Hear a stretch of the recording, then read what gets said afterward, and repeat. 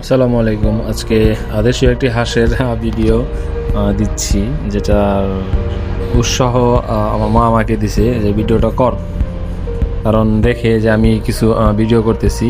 তো হাঁসটা এসেছে সুদূর সিরাজগঞ্জ থেকে, আমার ছোটো বোনের শ্বশুরবাড়ি। তো মা প্রথমে এটা হলুদ দিয়ে নিছে, কারণ হলুদ দেওয়ার কারণে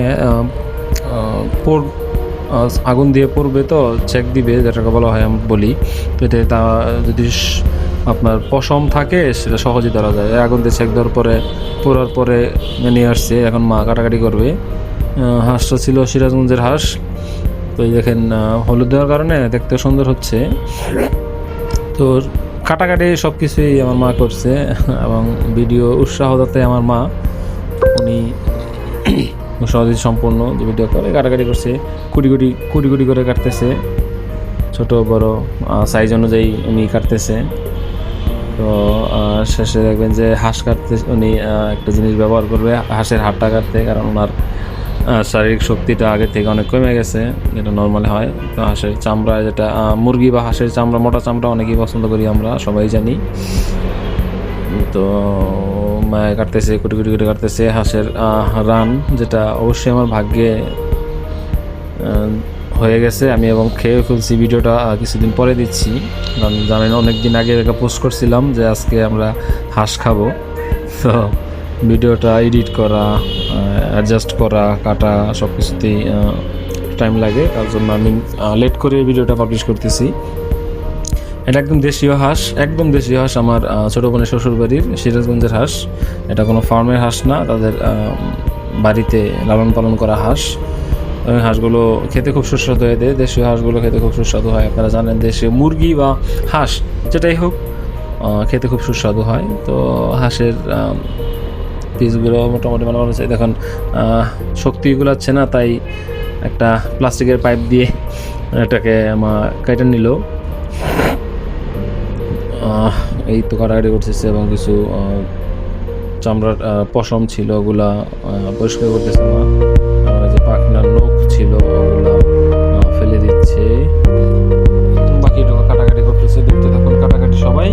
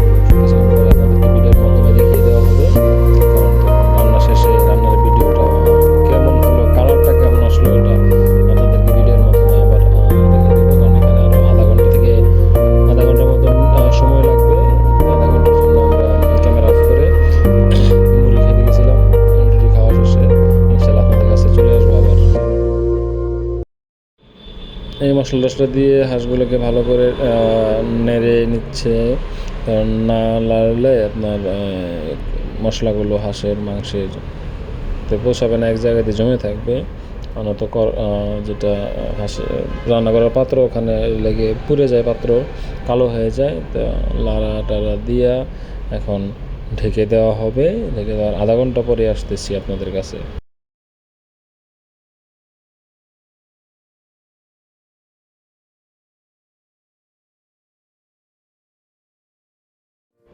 এই দেখুন আমাদের রান্না শেষ। কালারটা কি দেখছেন? মার্শাল্লাহ, খুব চমৎকার কালার চলে আসছে। এবং আমার মায়ের হাতের রান্না খুবই খুবই সুস্বাদু। যারা এখন পর্যন্ত আমার ফ্রেন্ড সার্কেল বলেন, আত্মীয় স্বজন, সবাই খাওয়ার পরে এটা প্রশংসা দাবিদার। আমার মার হাতের রান্না খুবই সুস্বাদু হয় এবং খুবই চমৎকার হয়।